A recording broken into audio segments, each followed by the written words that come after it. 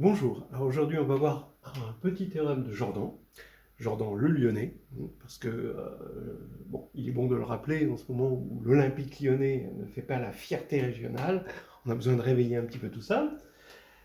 C'est un théorème de Jordan qui calcule le cardinal de GLK de Z sur NZ. Donc N c'est un entier réel strictement positif, même plus grand que 1. GLK de Z sur NZ, ben, c'est des matrices carrées inversibles de taille K à coefficient dans Z sur NZ. Et bon, il y en a évidemment un nombre fini d'inversibles, donc on veut les compter. Donc je rappelle donc, la définition ici. Je vais appeler GK de N l'ordre du groupe.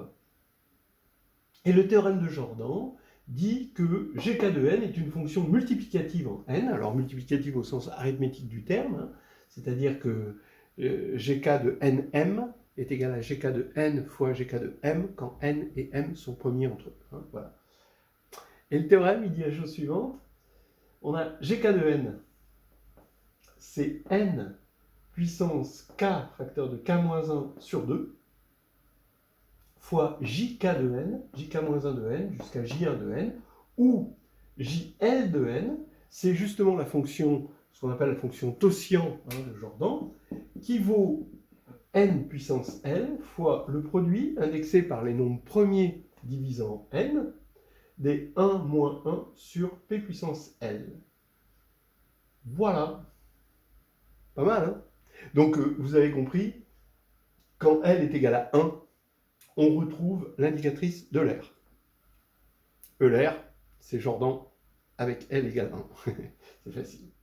Ok, allons-y. On va faire comme pour les recettes de cuisine. On annonce le plat et ensuite on parle des ingrédients et on part sur la recette. Pour l'instant, les ingrédients.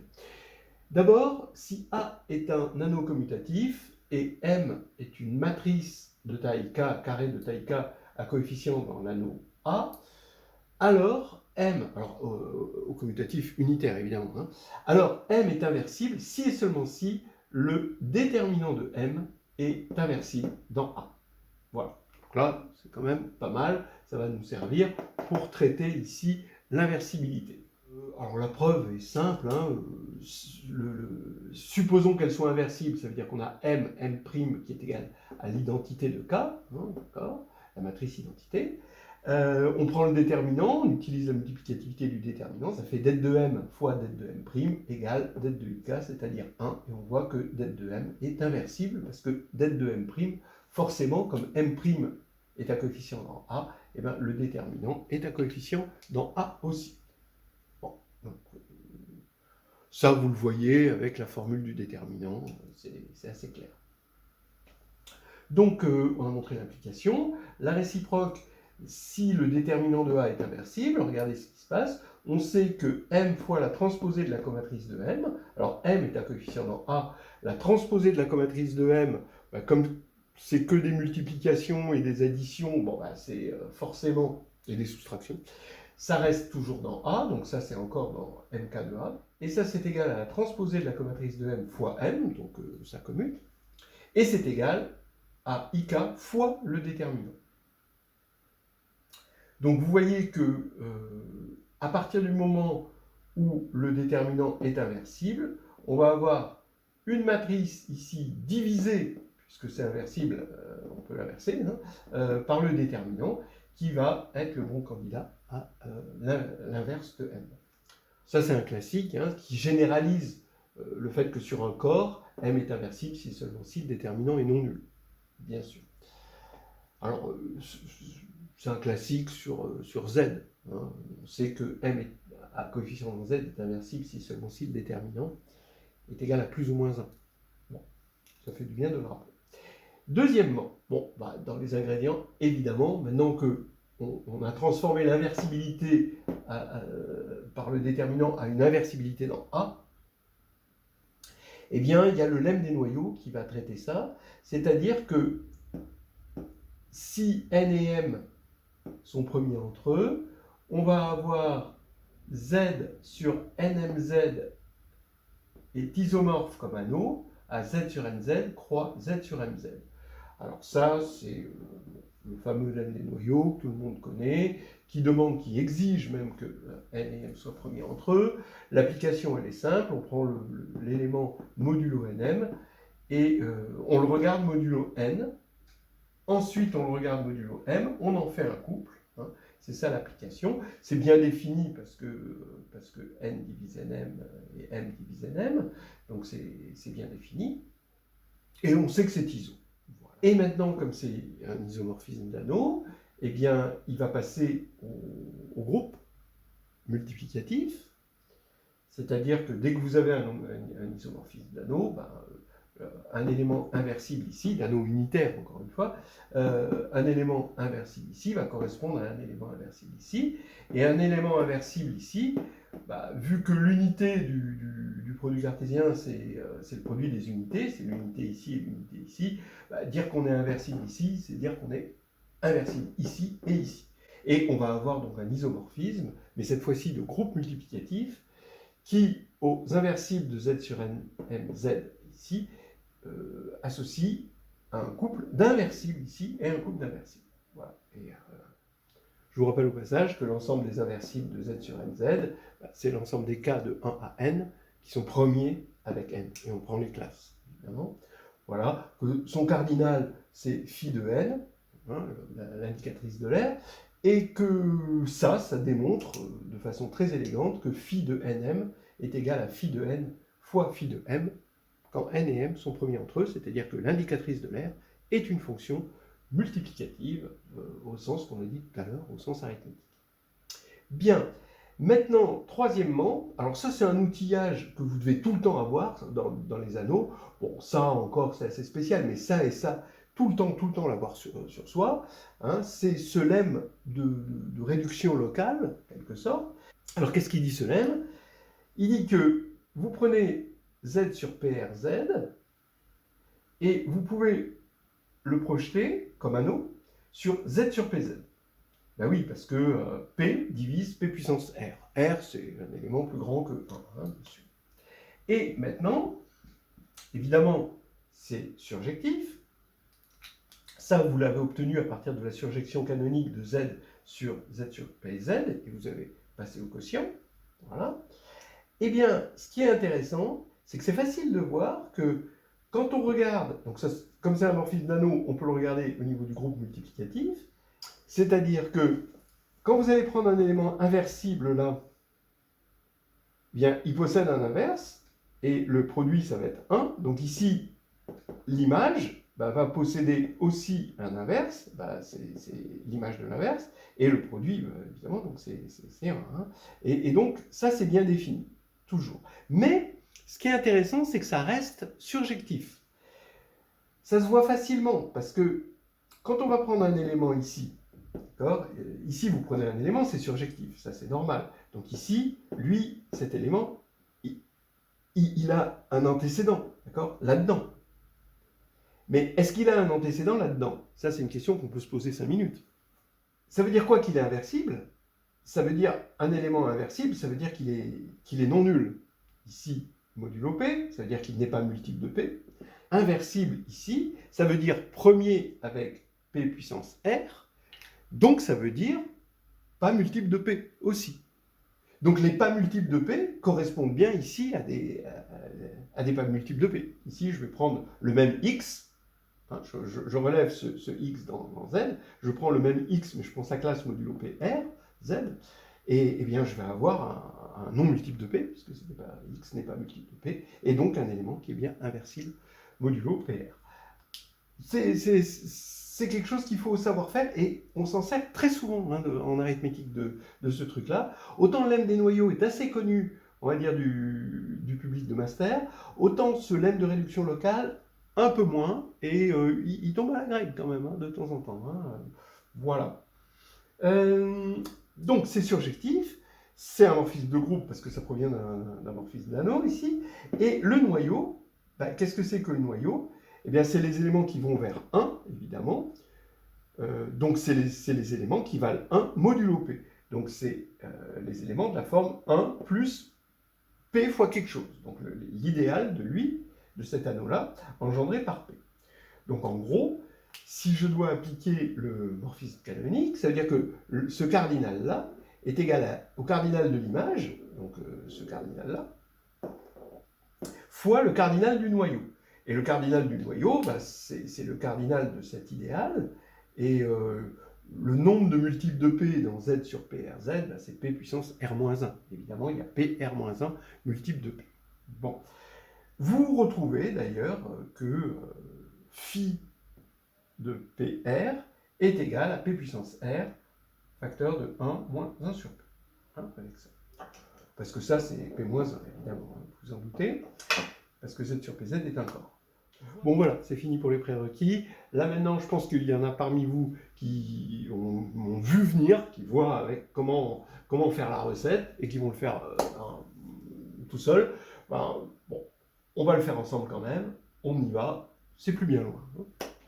Allez, on peut faire la preuve maintenant. Donc, ben, vous voyez, on va faire un lemme chinois à un niveau matriciel. C'est-à-dire, on va prendre une matrice à coefficient de taille k, un coefficient z sur nmz, d'accord? N et m sont premiers entre eux, hein, je suis sûr. Et chaque coefficient, modulo nm, je vais le regarder modulo n, puis modulo m. Et je vais récupérer une matrice avec tous ces coefficients. Ce qui va faire que je vais avoir une application bien définie hein, de là vers ce produit-là. Mais ça, c'est un anneau, évidemment. Un anneau, cette fois-ci, non commutatif. Ici, bah, c'est un produit d'anneau, donc ça récupère une structure d'anneau. Et étant donné qu'ici, on a un morphisme d'anneau de là vers là, bon, bah, ça veut dire que, bon, comme la multiplication matricielle n'utilise que des multiplications et des additions, donc la structure d'anneau, eh bien, on va avoir que ici, on aura un morphisme d'anneau, qui est évidemment bijectif, hein, parce que quand on a un élément ici, on récupère un unique élément ici par le lemme chinois, ce qui veut dire qu'il y a unicité, évidemment, d'une matrice qui serait antécédente, existence et unicité d'une matrice qui serait antécédent ici. Bon. Donc voilà, vous avez ce magnifique lemme chinois matriciel, on va l'appeler comme ça. Et maintenant, on va le coupler avec le déterminant, parce qu'on veut récupérer en fait des inversibles. Donc là maintenant j'ai une application déterminant, attention, ce n'est pas un morphisme d'anneau, hein, c'est juste un morphisme quand on va récupérer les groupes multiplicatifs. Ici, je vais faire le déterminant là et le déterminant là, donc on a un det croix det, en quelque sorte. Okay. Et évidemment, ça commute. Parce que le déterminant, bah, c'est que des additions, des multiplications, des soustractions. Bon, voilà, donc c'est compatible avec la structure d'anneau et c'est compatible avec la réduction qui est un morphisme d'anneau. Quand je vais prendre une matrice ici et je vais regarder son déterminant, donc ça donne une certaine formule, d'accord? C'est des additions et des multiplications, des soustractions en AIJ. Voilà. Quand je vais regarder maintenant, je vais passer ce déterminant par le lemme chinois, donc je vais regarder sa réduction modulo n et sa réduction modulo m, eh bien j'aurai exactement le déterminant de cette matrice-là et le déterminant de cette matrice-là. Ce que je suis en train de dire, c'est qu'il y a commutation des flèches. Ça rond ça, c'est égal à ça rond ça. Bien, maintenant, grâce à ce diagramme commutatif, on va obtenir un isomorphisme ici au niveau des groupes multiplicatifs des matrices. Alors ici, on a effectivement que si on prend un élément inversible, ça veut dire, d'après ce qu'on a dit en prérequis, que ici, le déterminant est inversible. Donc, d'après ce qu'on a dit en prérequis 2, que les déterminants ici sont inversibles, ici et ici. Donc, on tombe là sur du GLK, croix GLK, parce que les flèches commutent. Ici, on aurait fait ça et ça, on serait tombé sur inversible, inversible, parce que c'est la même chose que ça et ça. Bien. Et inversement, quand on a quelque chose d'inversible là et là, ça veut dire que ici, c'est inversible, d'après le prérequis 2, et donc ça veut dire qu'ici, c'est inversible d'après le prérequis 1. Donc ici, vous gardez votre bijection, et vous avez même un isomorphisme de groupe. Bien, puisqu'ici, on avait un isomorphisme d'anneau. Bon, alors, maintenant, c'est direct, ça veut dire, en prenant le cardinal, que cette fonction-là est multiplicative au sens arithmétique, c'est-à-dire, il ne faut pas oublier que n et m étaient premiers entre eux, c'est pour ça qu'on a pu utiliser le Lemchi. Donc, comme on a une fonction arithmétique, si n c'est le produit de PI RI, donc ça c'est la décomposition de n en facteur premier, et on va avoir GK de n, c'est le produit des GK de PI RI. Ce qui fait que maintenant, il n'y a plus qu'à calculer GK de PI RI. Alors maintenant, on va utiliser le prérequis 3 de tout à l'heure. Ce Z sur PRZ, on a une surjectivité sur Z sur PZ, bon, ça n'a pas besoin de prérequis. Maintenant, ici, pareil, je peux regarder chaque coefficient d'une matrice, un coefficient dans Z sur PRZ, je le regarde modulo P, d'accord? Je fais ça pour tous les coefficients comme j'ai fait ici, voilà. Évidemment, j'ai un morphisme d'anneau à ce niveau-là, donc ça veut dire qu'à ce niveau-là, je vais avoir un multimorphisme d'anneau, donc ça va rester un morphisme d'anneau au niveau matriciel, comme ici. Et maintenant, j'ai le diagramme qui commute comme ici. Quand je vais prendre le déterminant ici, et que là, je regarde modulo P, c'est comme si je regardais modulo P, et ensuite je prenais le déterminant. Bien. Ce qui veut dire maintenant que si ici j'ai un inversible, là j'ai un inversible d'après le prérequis 1, donc là j'ai un inversible d'après le prérequis 3, et comme ça commute, là j'ai un inversible par le prérequis 1. Voilà, donc ici c'est une application bien définie, et qui reste surjective.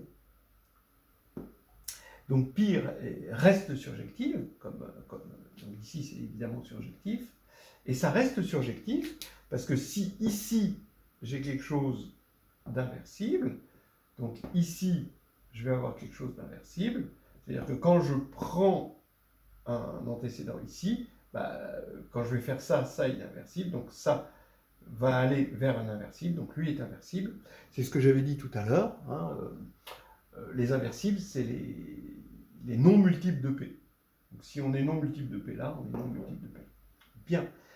Donc voilà, on a montré que c'était surjectif. Ça veut dire que quand je veux calculer le cardinal ici, puisque c'est ça que je veux calculer, eh bien c'est ce cardinal-là fois le cardinal du noyau.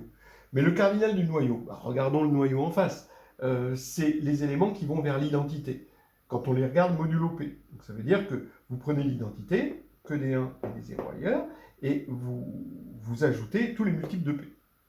Voilà. Donc il y en a, donc des multiples de P, on a dit tout à l'heure, il y en a P puissance R-1, donc il va y en avoir P puissance R-1 fois K2. Voilà, c'est R-1. Voilà, bon, maintenant on va mettre de l'ordre dans tout ça pour trouver des formules.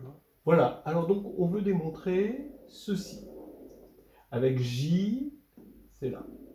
Bon, alors histoire de faire un calcul un petit peu structuré, pas faire quelque chose de trop bourrin, on va remarquer que le membre de gauche donc, est multiplicatif, que le membre de droite, il est multiplicatif aussi, parce que ça c'est multiplicatif, et chaque JL est évidemment multiplicatif. Hein. Dès que n et m sont premiers entre eux, JL de nm, c'est JL de n fois JL de m, vous pouvez le vérifier. Donc il suffit de le vérifier pour n égale p puissance r. C'est-à-dire qu'il faut montrer que gk de p puissance r, c'est p puissance r kk-1 sur 2, jk de p puissance r jusqu'à j1 de p puissance r. C'est ça qu'il faut montrer. Donc ici, je vais le montrer. Je pars de gk de p puissance r. D'après ce qu'on a vu tout à l'heure, c'est p puissance r-1 k2 fois gk de p.